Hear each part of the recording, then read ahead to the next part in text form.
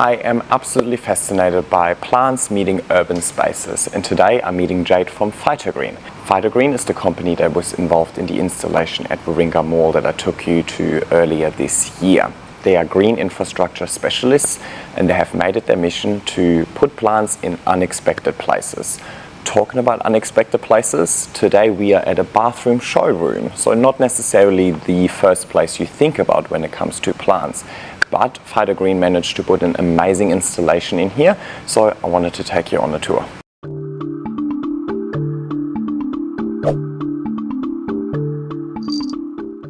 Hello Jade, Hi. I'm Jan, nice to meet you, and thanks for having us today. Pleasure.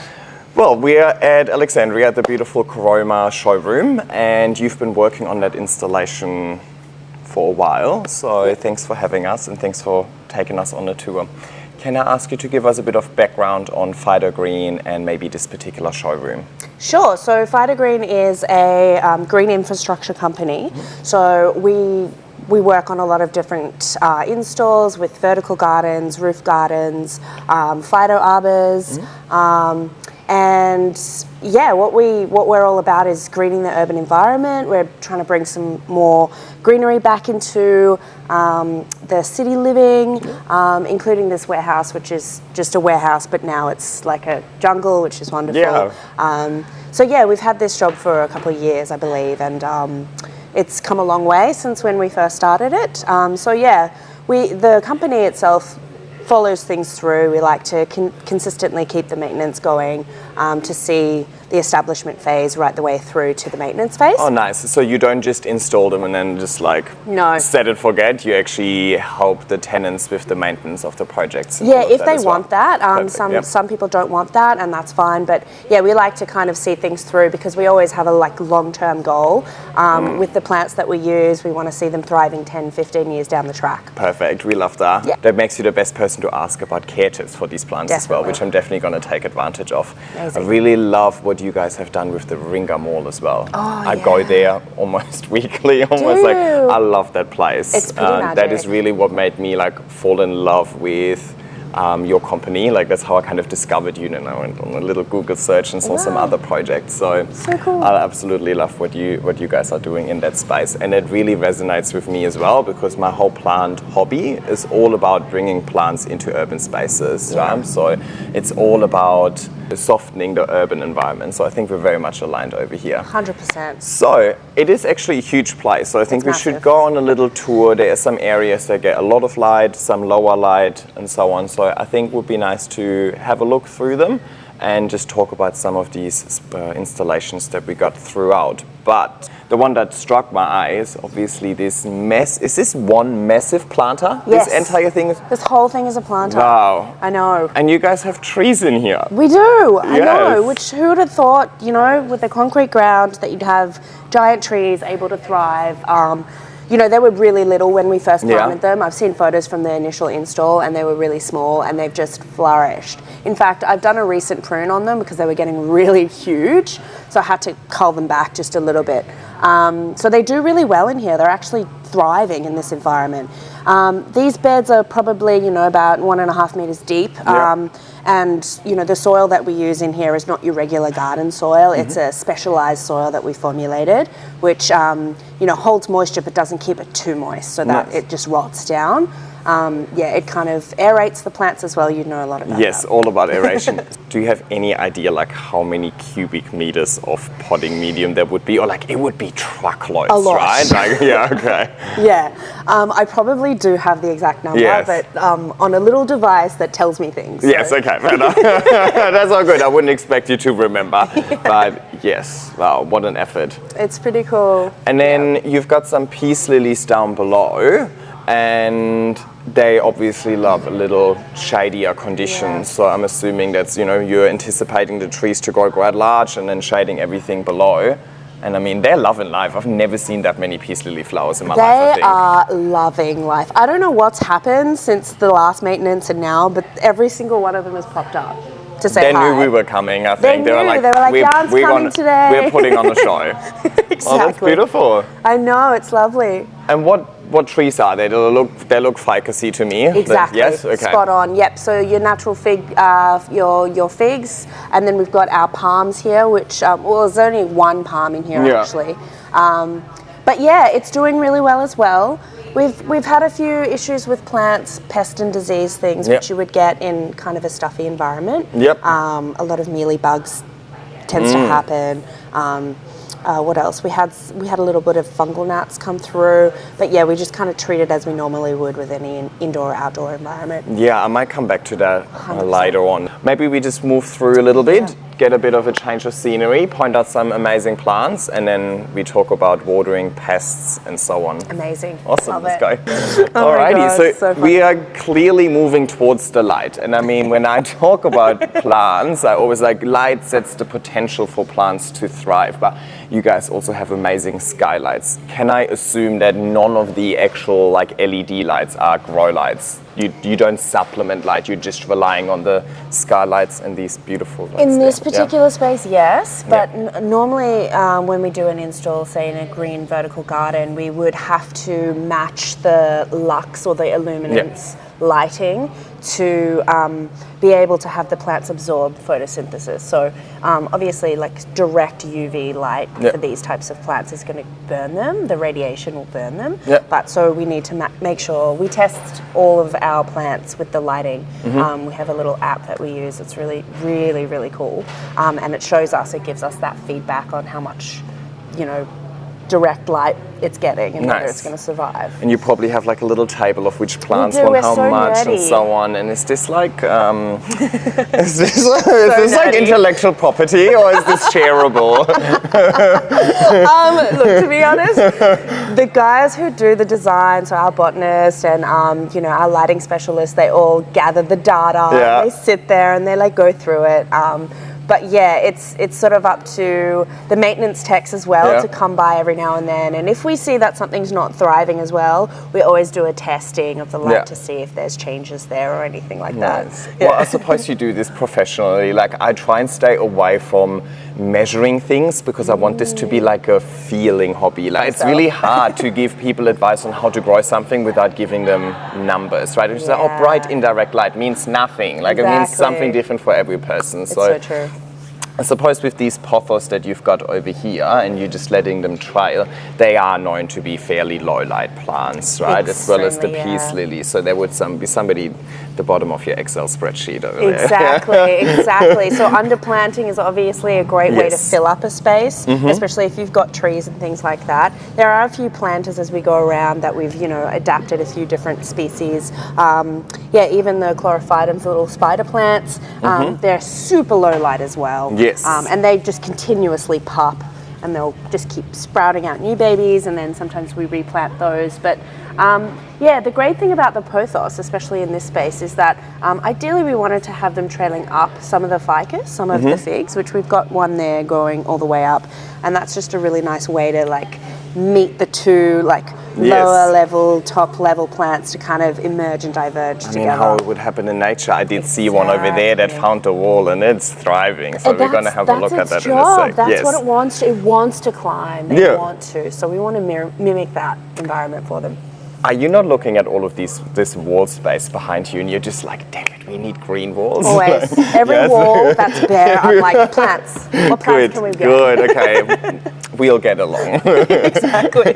I do want to move towards the light over there though. Light gives all of us life, right? And so straight away I can see that you've got a little more variety of plants over here. The plants are a little bit bigger and so on. So, and you just spoke about that earlier. We found one that found the tree. I know. So naturally this, the philodendrons, they want to kind of climb up and they want to, grab onto things and grow. But we kind of wanted to give them something to do that. Not all of the ficuses we've allowed that to happen with. We wanted to give a little bit of contrast between different areas, but you can see there's a lot of beautiful anthuriums and things like that. That's a gloriosum. Yeah, so nice pretty, one. so yes, pretty. Really pretty. Yeah, and so nice. There's a couple more over there. A lot of diversity, and I think when you have an indoor space, you need the diversity because if one species gets attacked by, say, a a bug or a pest, you want the other species to kind of be able to push away that disease. Because once it attacks one species, it's probably going to continue attacking all the others. So having that diversity means that it's not going to attack the entire range of different plants. It's actually really good, yeah. It's super clever, yeah. I used to always just put an allocator everywhere so the spider mites have something to feed on, but the rest of my plants are fine. Exactly. It's the sacrificial allocators that are spread throughout the apartment. That's so true. You're onto it, you see. Yeah, look, I do all of these things. I just didn't realize they were like, I just kind of happened to do them. It's my intuition that got me there. But what I also really love about mixing a few plants is that you're going to start mixing textures. This makes this space for me. Yeah, like without this, it would. So what was it? Asparagus fern. Asparagus fern. Yes, actually, I should have known that one. Sorry. Like they really make this space so much more interesting, right? I'm usually all about my aeroids, so I'm loving the Thermatophyllum and so on, the philodendron. But that fern really adds nice texture and lightness to it and a nice color. So yeah, the contrast is also super important when you have diversity. Just like any interior space you would design with like decor, pillows, rugs, whatever, you have the same with plants. It gives that feel of, softness with the harshness, the two tones, the different kind of greenery. This one's nice and green. And yeah, it gives a bit of height dimension as well. Yeah, it's so soft. I love those plants. They're so cute. And this one, I would like to point out this one for two reasons. Yes. You're not going to like the second one. First one is but it's really nice and large. So I made it my mission to grow plants as large as possible. Kind of, that's kind of what my goal. Yeah. Specifically the leaves. So, and I do that growing vertically. But I always tell people, it's not, you just growing it vertically is not going to increase the plant's leaf size. It's really the light. And just look how big this leaf is, just purely based on getting good light. It's not climbing, it's crawling, as all the others did over there, but as we approach the window, the leaves are just naturally getting bigger because they get, is this one Syngonium batic, I think? Yes. Maybe, yes. And I see you've got a few mealy bugs over here. We do, we've had a problem. That's the second reason I wanted to talk about this one. With this space over here, it would obviously be a challenge to even just clean leaves. Like yesterday, I did 6 hours of cleaning. I took every single plant outside in my courtyard and I just hosed that Sorry, I can't say that. and I just so say that to me. Yeah, to you, I can't say that on YouTube. I'm not worried about you. No. I'm so glad we've come to that relationship. Yes, yeah, I think I got your vibe. Don't worry. It's no, but I hoist them all down. Just with water, right? Not necessarily treating any chemicals or something like that, just to keep the leaves clean and dust-free. And in my experience, already eliminates a lot of pest issues or prevents pest issues, just having clean leaves. You can't really do this over here, right? You can't walk around and hose it down. I don't think your tenant would be super happy with that. That's the thing. So yeah, obviously they need to be tackled. The mealybug, they love to thrive in a damp and humid environment, which during winter, this place was pumping out a lot of heat because it's a warehouse, it gets cold. So it was very kind of muggy and damp, and then you can't really open windows to get nice fresh air in. So the mealybug breeds. What I would normally do instead of wiping down, I don't have 6 hours to go around and wipe down leaves. You would need more than 6 hours. I don't have nearly as many leaves. Yeah, exactly. What I would do is get a spray bottle. I'd put my Eco Neem in there. I'd put my Confidor or whatever I'm using, and I'd give them a really good spray with a direct pressure, and just tackle whatever eggs on there will die, and then just try and get under the leaves as much as possible. And I would do that every single maintenance run so that we stay on top of it. How frequent are maintenance runs, and does it change over the seasons? Yeah, so with this job, it was a monthly maintenance visit, and then it would just consistently stay like that throughout the year. And maintenance that's not watering, because the watering is done by the irrigation system. So maintenance really just pruning, cleaning, pest treatment. Fertilizing. And we would do a lot of pruning of the ficus trees as well.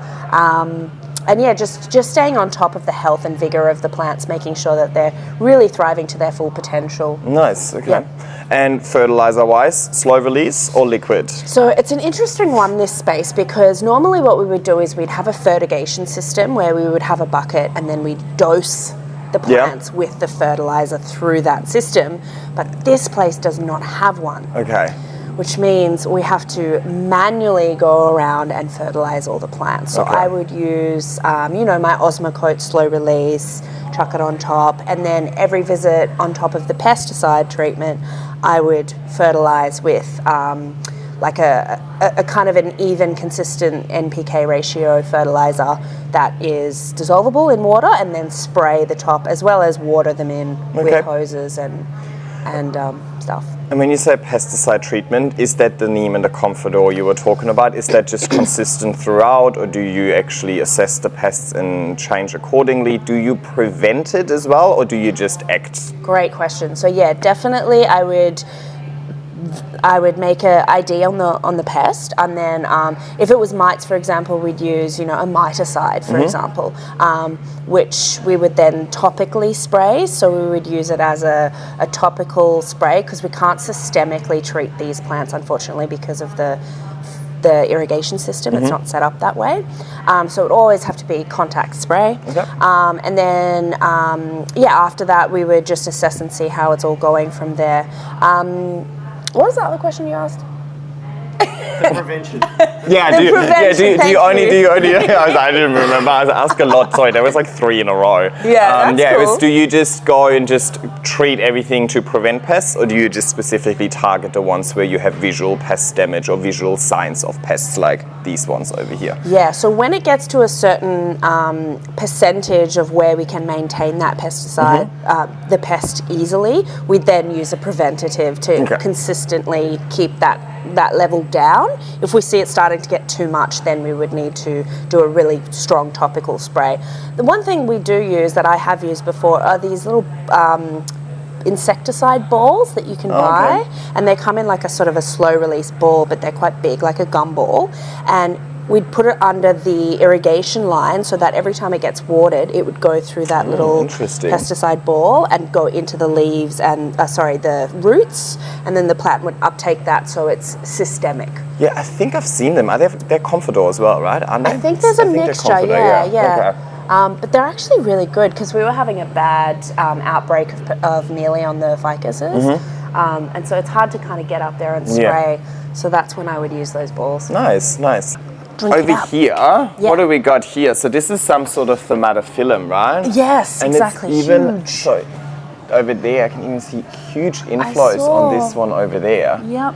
Are you, obviously not for your client, but just for your own sake, are you interested in like pollinating them, or do you take propagations and so on, or do you just purely look at this?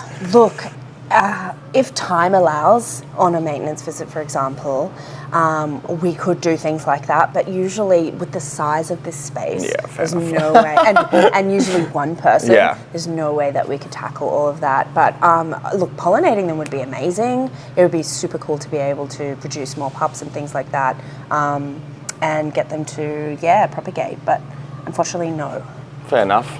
So we spoke a lot about these big planters, right? But I also really love these trailing displays that you've got kind of throughout. So I'm assuming there's obviously some sort of planter up top as well. Exactly. And then irrigation as well. Yep, so running through. So we wanted to give a bit of dimension, I suppose, to the space, in that we've got ground laying plants as well as above all of the boards. They're little planter boxes in there, and they're irrigated. The irrigation runs through the floor and goes up into here. Again, we have, the issue of fertilizing them through the system, but we'd have to do that manually with a watering can or a sprayer. These guys were just, the Ripsalis was just flowering, so we just missed that. Everything up here is doing really well as well. The one thing about the Coroma space is that they've made this entire back wall a functioning, the water switches on.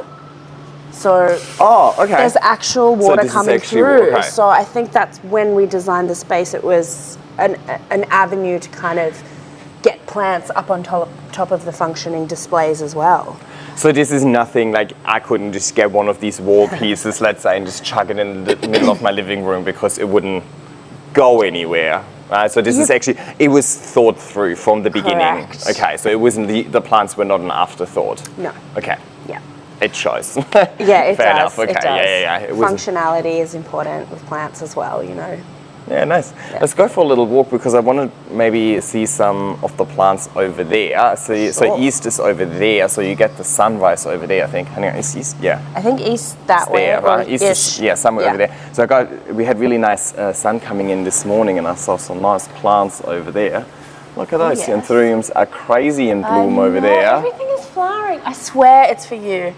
I think it's spring, but... I've never actually come here and seen everything like popping like this. And these are fresh. They're so fresh. This is still, it's happening. They're like, we gotta look pretty tomorrow. Yeah, we gotta look pretty. They're gonna be on camera. But I wanted to talk about this plant over there that's gone kind of rogue a little bit. All right, Jade, I wanted to talk about a few plants over here that have gone rogue and started climbing. So we've got a heart-shaped philodendron over here. Yep. And we can see it reached the very top.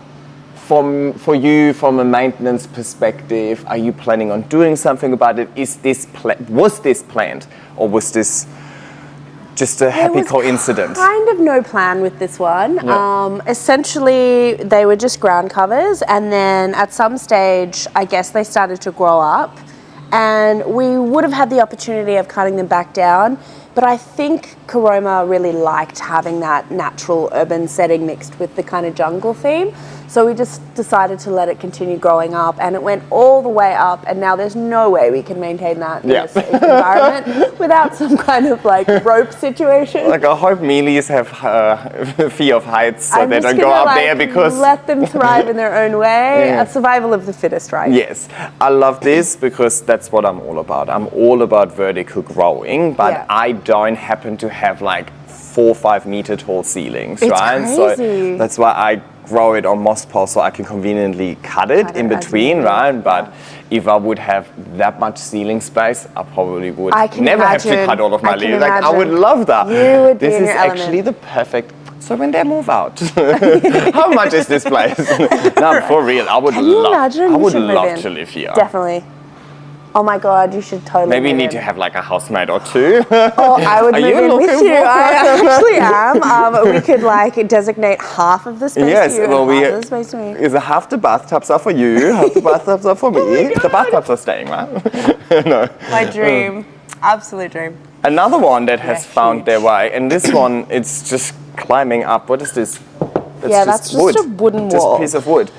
And again, it's one of these things that I would never do in my apartment or in my space because, well, I don't want it to necessarily grow up the walls and ruin the walls. But also, I always think ahead. It's like, okay, now it reached the top of its installation. What now? Like like you would, if you peel this off, you would probably ruin the roots a little bit, right? So, yes. I personally like to grow them on moss pole so I can cut them. But it's a great sign that ultimately you don't need a moss pole to grow plants large. Like, most importantly, they need light. You can really see how there's more light at the top, right? Like, it's looking for the light. You need light and you need support. You don't need a moss pole. The moss pole is just me being extra and kind of compensating for my indoor space being limited in height, right? But this is and mimicking what they not naturally want to do, which is climb. You can see that I've pulled off some of them when they've just kind of grown in a different direction or, you know, restructured them, reshaped them. Yeah, these old kind of root indentations. But, you know, super well established. We'll just come back straight away. You can probably see where I cut last time. Just there. So I've already got a new system going. This was the latest leaf before Jade cut it, and then this was the first leaf after she cut it. So no size difference, or like actually increased in leaf size, and it continued. Which is interesting. In leaf size. So cutting is not always decreasing the leaf size. It really, I always say, as long as you take a cutting that is in proportion to the root system, but in your instance, you don't care about the actual cutting you took, you care about the bottom part. Exactly. And that bottom part has a huge root system. So why would it go down? It's so true. Yep. And more. We've got some So more many over more. here. So many more. Some over here. And I can see that you initially tried to kind of help them a little bit with some sort of sticky type, and I see that happen quite a bit, but eventually these anchoring roots just take over, right? Yes. So I think whoever planted these initially, which wasn't myself, I think they wanted to kind of tape the plants in place to keep them growing. One thing about this wall in comparison to all of the other walls down here is that there is no planter bed up top. Oh, This is just a straight wall. Okay. So when they grow up, they're not going to go into the planter box. Essentially, they're just going to, fold over or climb over. But yeah, you can see some of them don't need planters. They're just going to grow naturally from the ground up, anyways. Hectic. It's so hectic.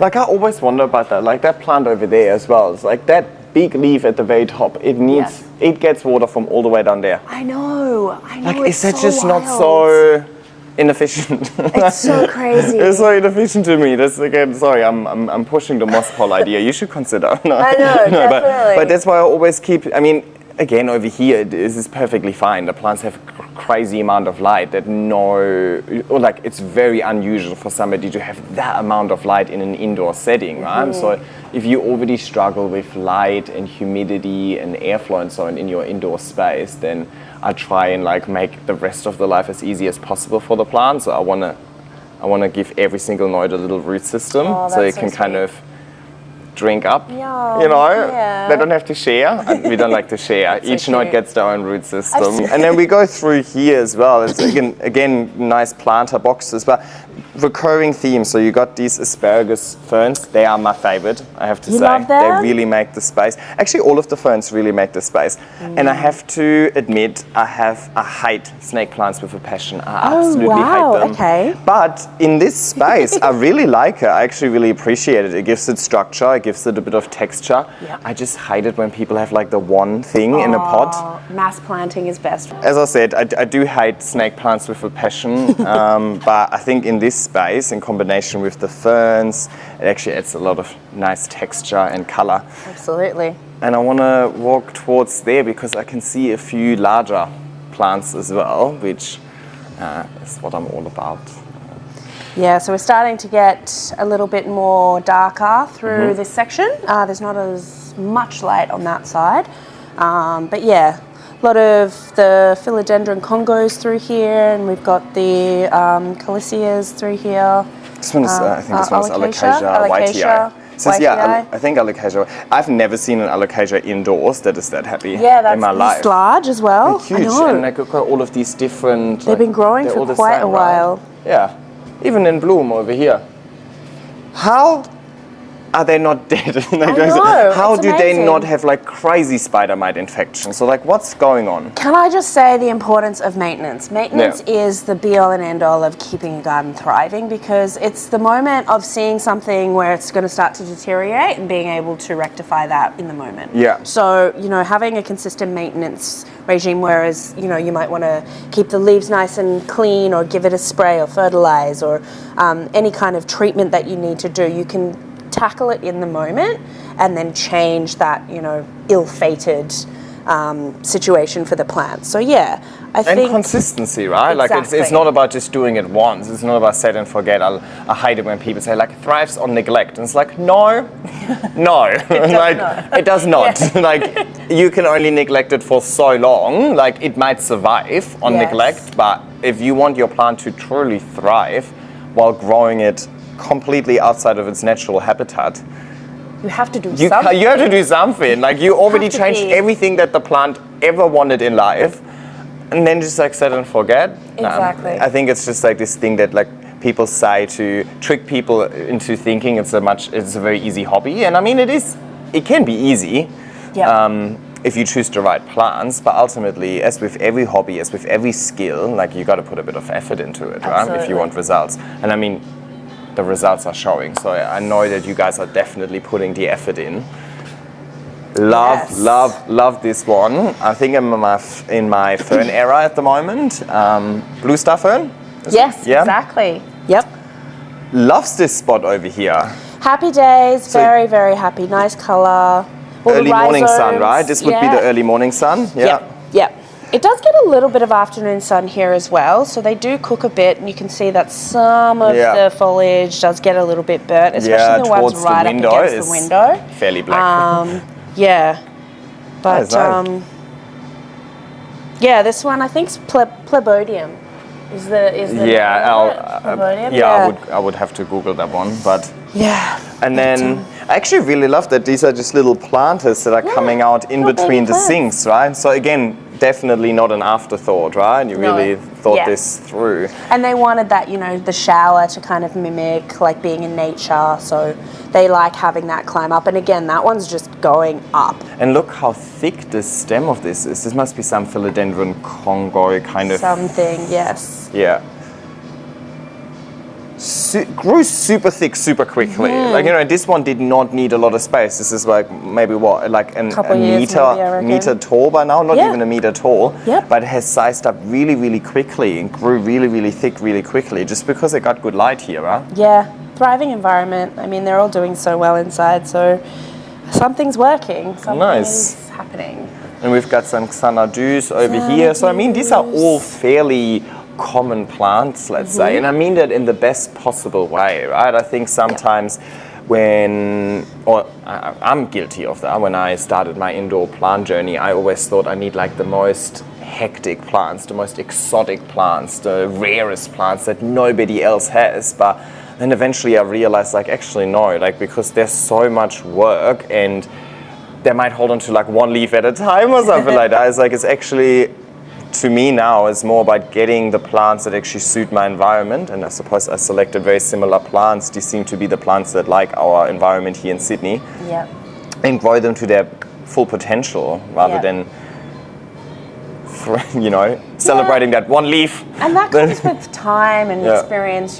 Plants take time. You need to figure out whether it's working, whether it's not working, what do I need to change. And, having an indoor space is great because you can sometimes move things around and put them in different locations. Yeah. Which you obviously can't really do here. You don't have anything potted, actually. I don't see a single pot. There's no pots here that we maintain. It's all planters and phytoarbors. Or there's no phytoarbors either. It's all just planters, I would love to talk about this over here. I don't know if this is a super dark space. Yeah, because I don't know if the camera's going to pick it up really well because you know how cameras adjust for light and so on. But guys, trust me, this is dark, like really dark. You do have some LEDs, but they wouldn't really be producing enough light for these plants to really use for photosynthesis. You can definitely see that these are crawling and leaning towards the window that is coming in from over there, but they're still alive. Yeah, so this is where I'd probably come in with my little Photone app and take a sample of the lighting here, whether it's getting a lot of lighting or low lighting, and then adjust as necessary. It could have been useful to have some extra overheads through here, but all saying that, it's not doing too bad anyways. Would you adjust the irrigation over here compared to like a box near the window? Like or is the irrigation all the same throughout the building? We do have zones that they're set up on. So yeah, essentially, the less light, the less water they're probably going to be needing. So we would adjust that. But yeah, we have set them up in different zones so that we can adjust as necessary. But that's probably one thing that most people at home have in common with this space is the low light conditions. What have you got? We've got pothos, golden pothos here. Yeah, we've got the spats, the peace lilies. We've got the Dieffenbachias here. And that's pretty much it. But when we go over, there's another one, or I think there's one just there, which might be the same. Might be the but look at this. Yes. I mean, this is still climbing up there. I mean, it is getting a little bit more light here. You can see that. But I mean, this is still so happy. This is definitely getting more light than the other one. You can see there's like this little bit of light, and you can straight away see that this looks a little lusher than the other one, right? So I suppose for anybody watching at home, it's like, yes, plants can survive in low light conditions. They're very much alive, but you've got to be realistic with your expectations. Like this one is not going to grow as big as the one over there right next to that huge window. These peace lilies aren't thriving like the ones at the beginning, At the front, right? yeah. So you just got to be realistic with your expectations based on your conditions in the first place. And one thing I will say about peace lilies is they can flower for two reasons. One, because they're getting a lot of fertilizing and things like that, but the other one is due to stress. So they will flower if they're under stress to kind of try and propagate themselves because they know that they're going to die. Yeah, exactly. So that's the other thing you got to be careful of. Exactly. Fair enough. So I always think about that. Like my plant is flowering, I was like, oh my god, it's thriving, or it's dead. Like one or the other. It's like great. So true. Nothing in between, right? Like classic. It's so classic. When you said you were spraying, and you said you're spraying the pest treatment, is there any concern for the human health? So, like, do you close the showroom? Like, do not enter. Everybody out. Yes. No, this is a great question. We only use things that are not going to smell. So things like our seaweed, we use like Maxi Crop, which is it's an odorless, kind of like a soil conditioner and foliar spray, and it doesn't smell. So yeah, we would only use things like that. There's never anything that we would use that is really, caustic for the body or causes any respiratory infections or anything like that. But if someone does have some concerns, they always usually get up and leave if they see me walking around. Yeah, they're like, oh, not that lady. I was like, I'll take it. It's mine. That's my sign for the hazard. There's the hazard. Oh, I have to take the day off. Bye. Yeah, you can find spaces when you're spraying. It's important to think about that. This was another one that had heaps of mealybug. So much mealybug. But yeah, a really But you can't tell anymore. It's recovered really well. There's a few that maybe there's some remnants, but it's definitely in a stage of consistent maintenance where it's not going to take over the plant. But yeah, super healthy. This is a really bright area, I would say. So, having something like this would be, they do thrive in some darkness, but yeah, the ferns and stuff they can be. Yeah, no, this is beautiful. This is. I'm also trying to think of the name. It is a Rhaphis. Yeah, Rhaphis palm. Yes. Yeah. Beautiful. Sorry, I do keep coming back to the pest thing, but of course. You just mentioned mealybugs again. Would you agree in saying that it's basically impossible to aim for pest eradication in here? Do you ever walk out of here and you can confidently say there's not a single pest in that building? I wish I could say yes to that, but no, unfortunately there isn't a day where I could walk away saying that. This is the one thing about having so much greenery in an indoor space is you don't have the biological kind of things to take over, the ladybugs that eat the mealy or the wasps that come and eat all the, mites and insects that could be pests. So having those natural biological kind of weapons for the pests is something we don't experience in here. Although one time we did have a wasp in here and, they were freaking out about it. And I was like, great, can we just leave it here? But then I saw it and I did take it outside. They were like, kill it! Also, and I was I feel that one wasp would have not made the difference. I feel it would have been a happy very happy wasp. I feel like she would have not been able to fly after about day 2. Yeah, exactly. But I do see a lot of houseplant people actually releasing bugs in their apartment. I'm not too sure how I feel about this myself yet, but it's becoming really popular. With biological control. Yes, I mean, I can see how I would do it in an enclosed environment, like if somebody has a grow tent, which is in itself questionable. But or if you I have a greenhouse, for example, and so on, I could see myself releasing maybe some beneficial bugs in there. Specifically ladybugs, cool. they're cute, no? Oh, they're so cute. Ladybugs are cute. Oh, yeah. Is that something that you could consider over here, or because it's a commercial space, that is just not really what you want to do for your clients? I'm sure there are bugs in here that, no one knows about. There's probably a lot of spiders in here that, eat all the pests, which is great. I could secretly guerrilla my way in here with a little container of ladybugs and just let them go, and I wouldn't say anything, but I wouldn't do that. Okay. But I could, and look, probably no one would really know. Yeah. But this is not something that you actively kind of offer at Fytogreen, let's say. No. Okay. Fair enough. I really want to look into it to maybe hopefully realize that it's not actually a concern. It's just the thought of like releasing a bunch of bugs in my apartment and then going to bed. It's just not making me want to go to bed at night. Like, it's not making me sleep really well. So for now, I'm just sticking to just the cat, you know? Yeah. That's so true. All right, beautiful. Awesome. And I think we almost made it full circle. Yes. So there's another little section of some low lighting coming up. Yes, that's great. And these ones are Aglaonemas as well, or different Bacchias. They're huge, yeah. One or two. Low light, right? Low light, but super tall. The problem with these types of plants is they get very leggy once they get top heavy and they'll flop over. So it is important to maintain by trimming them every now and then. Although with these guys, I haven't had to do that much, which is super interesting. Nice. So I suppose the low light wouldn't help with them growing leggy. Like it would be the reason why in the first place. True. But they're still growing. Rather have a bit of leggy growth than an empty corner. Nothing worse than an empty corner in your beautiful apartment or showroom, right? This is a section I've struggled with, so the spatula here are not happy, and they've never been super happy. I've lost a few. I don't know why, but yeah, it's probably just a little bit too dark and maybe too breezy somewhere. I was just about to say, this is the first place I felt a breeze in here. Yeah. So, which is also something I actually wanted to ask about airflow. You guys don't do airflow really well in here. No airflow. So that would be a huge challenge, Sometimes I come in here and the door's open. Yeah. And they've got a little foot thing in the door, but it's very rare that I'll see that. It's all just controlled air with aircon in here. I suppose aircon would create airflow. The air is not completely stagnant, but I can't pick it up. But in here I can actually pick up a bit of a cool draft. So maybe that's what makes the peace lilies a little unhappier. I think so.